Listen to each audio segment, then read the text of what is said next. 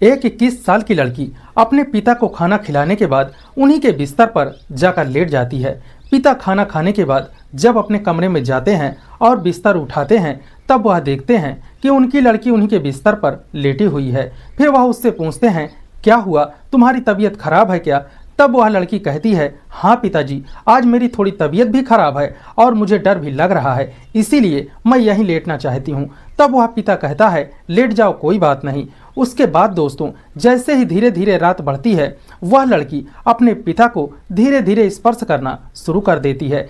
दोस्तों, फिर कुछ ही देर के बाद वह लड़की भूल जाती है कि यह मेरे पिता हैं और वह पिता भूल जाते हैं कि यह मेरी लड़की है।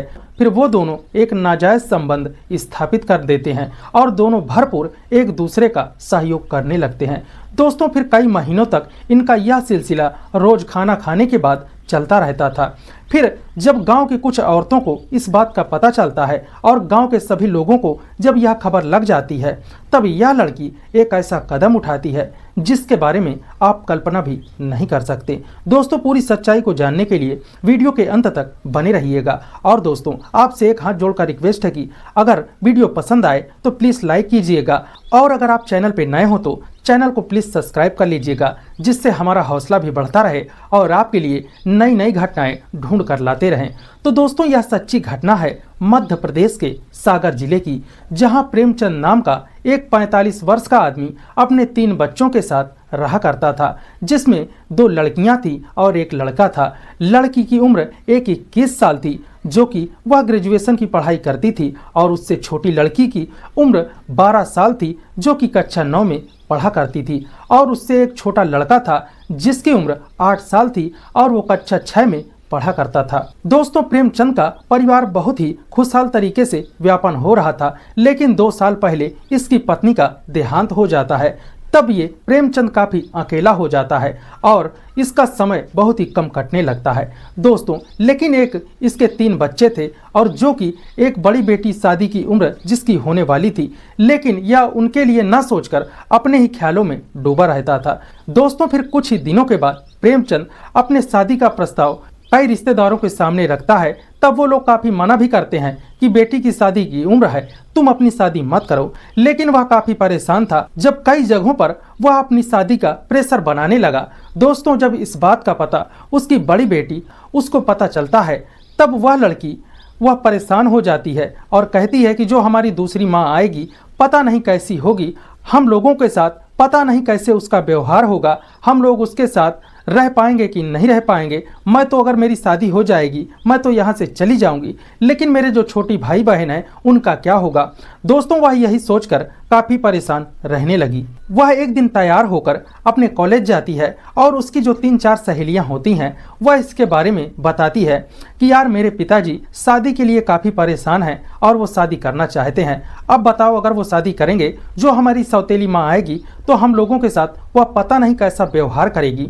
दोस्तों, तब उसकी जो सहेलियां होती हैं वह कहती हैं, यार तुम्हारी शादी की उम्र है और तुम्हारे पिता अपने शादी के लिए ही सोच रहे हैं, शायद उनकी शारीरिक ज़रूरतें पूरी नहीं हो पा रही हैं, क्योंकि अभी तुम्हारे पिताजी इतने बूढ़े नहीं हुए, अभी तो वो जवान हैं, 40-45 साल के हैं, अभी उनको काफ़ी शारीरिक की भूख है। दोस्तों, जब यह सब बातें उसकी सहेलियां कहती हैं, तब आरती भी समझ जाती है कि हाँ, मेरे पिताजी को शारीरिक इच्छाएं उनकी पूरी नहीं हो रही, इसीलिए वह शादी करना चाहते हैं। दोस्तों, उसमें से एक सहेली आरती से कहती है, क्यों ना तुम अपने पिताजी का थोड़ा सा सहयोग कर दो, तब वह शादी शायद ना करें।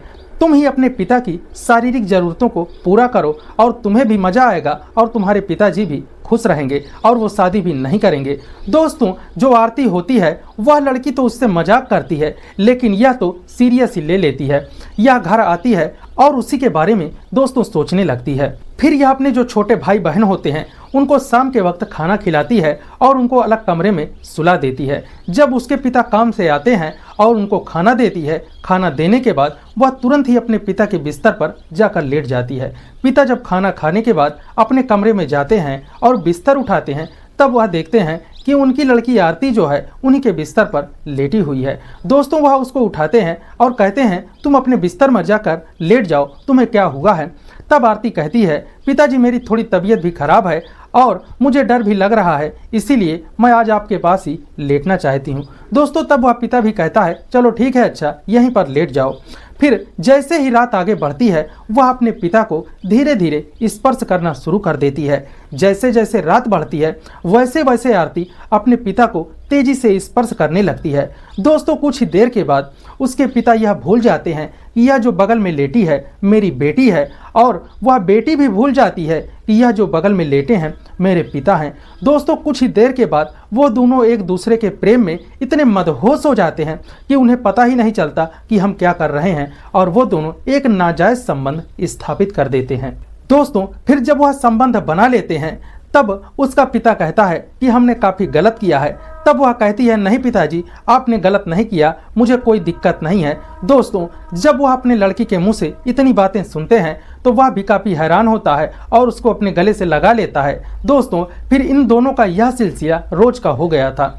जब अपने जो छोटे भाई बहन होते थे उनको आरती खाना खिलाकर अलग सुला देती, और खाना खाने के बाद वह अपने पिता के पास जाकर लेट जाती। फिर चाहे दिन हो चाहे रात हो, ये दोनों हमेशा ही एक साथ संबंध स्थापित करने लगते। दोस्तों फिर इसी तरह से जब 6 महीने का समय बीत जाता है तब आरती का पेट थोड़ा बड़ा होने लगता है। वह एक दिन बाहर टहल रही होती है, तभी गांव की कुछ औरतें उसको देखती हैं और गौर करती हैं कि आरती का पेट नॉर्मल पेट से कहीं ज़्यादा बड़ा दिख रहा है। दोस्तों औरतें तुरंत ही समझ जाती हैं, क्योंकि औरतें इस मामले में काफ़ी तेज होती हैं। वह तुरंत दिमाग लगाती हैं और समझ जाती हैं कि आरती तो प्रेग्नेंट है। आरती को बुलाती हैं और कहती हैं आरती तुम्हारा पेट क्यों बाहर आ रहा है। दोस्तों फिर वह पेट को छुपाते हुए तुरंत ही चली जाती है, कहती है ऐसे ही मैंने खाना ज़्यादा खा लिया था इसीलिए है। दोस्तों लेकिन वह औरतें समझ जाती हैं और ये बात को धीरे धीरे पूरे गाँव में फैला दी जाती है। जब यह बात पूरे गांव में फैल जाती है और पूरे गांव में इन्हीं लोगों की चर्चा होने लगती है, तब दोस्तों जब आरती के पिता घर पर आते हैं तब आरती पूरे घटनाक्रम को अपने पिता से बताती है और कहती है मेरा पेट भी बाहर आने लगा और मैं प्रेग्नेंट हो गई हूँ। तब पिता कहता है ऐसा है अभी किसी को ज़्यादा मालूम नहीं होगा, कल ही चलकर हम इस बच्चे को गिरा देंगे, अबॉर्शन करवा देंगे। दोस्तों वो लोग यही सोचकर दोनों साथ में सोते हैं और सुबह जब उठते हैं तो गांव में काफ़ी सब लोगों को इस बात का पता चल चुका होता है। दोस्तों जब आरती को मालूम हो जाता है कि गांव के सभी लोग जान चुके हैं, अब हमारी बड़ी बदनामी हो जाएगी और मेरे पिताजी की काफ़ी बेइज्जती हो जाएगी कि एक पिता ने ही अपनी बेटी के साथ ये क्या किया। दोस्तों फिर आरती अपने कमरे में जाती है और फांसी लगाकर वहीं जान दे देती है। जब आरती के पिता को और उसके छोटे भाई बहन को इस बात की जानकारी होती है कि आरती ने फांसी लगा ली है, तब वह काफ़ी ज़ोर ज़ोर से रोने और चिल्लाने लगते हैं। फिर गांव की सभी औरतें और गांव के काफ़ी लोग इकट्ठा होते हैं और कुछ देर के बाद एक लोग पुलिस में फ़ोन करता है और पुलिस तुरंत घटनाक्रम पर आती है और आरती की लाश को तुरंत पोस्टमार्टम के लिए भेज दिया जाता है। दोस्तों जब फिर उसके पिता को पुलिस वाले अपने अंडर में लेकर पूछताछ करते हैं, क्योंकि गांव के एक लोग ने पुलिस वालों से इस पूरे घटनाक्रम को बता दिया था कि किस लिए इस लड़की ने फांसी लगाया था। फिर जब आरती के पिता प्रेमचंद को पुलिस वाले कड़ा शासन लगाते हैं तब वह पूरे घटनाक्रम को पुलिस वालों को बता देता है। दोस्तों फिर पुलिस वाले इस बात को समझ जाते हैं कि इस लड़की ने आरती ने अपने पिता की इज्जत को बचाने के लिए ऐसा कदम उठाया। दोस्तों फिर यह केस जब कोर्ट में जाता है और जब जज इस प्रेमचंद से पूछते हैं कि तुमने अपनी बेटी के साथ ऐसा क्यों किया, तब दोस्तों यह वहां पर कुछ नहीं बोल पाता। तब जज भी समझ जाते हैं कि वो तो एक नादान थी, ना समझ थी, लेकिन तुम तो पिता थे, तुमको तो समझना चाहिए, अपने रिश्ते की वैल्यू रखना चाहिए, कद्र करनी चाहिए कि वह मेरी बेटी है और कुछ दिन बाद ही तुम उसका कन्यादान करके उसको विदा करते। लेकिन एक पिता ने ही अपनी बेटी के साथ ऐसी घटना की, क्योंकि उसके पिता के ही कारण आरती की जान गई थी, तो उसे गंभीर धाराओं में उसे उम्र कैद की सजा दे दी जाती है। इस पूरे घटनाक्रम को आप किस नज़रिए से देखते हैं, क्या ये सही है या गलत है? दोस्तों आपकी जो भी राय हो हमें ज़रूर दीजिएगा। वीडियो पसंद आया हो प्लीज़ लाइक कीजिएगा, शेयर कीजिएगा। अगर आप हमारे चैनल पर नए हो तो प्लीज़ सब्सक्राइब कर लीजिएगा, जिससे हमारा हौसला भी बढ़ता रहे और आपके लिए नई नई घटनाएं ढूंढ कर लाते रहें। जय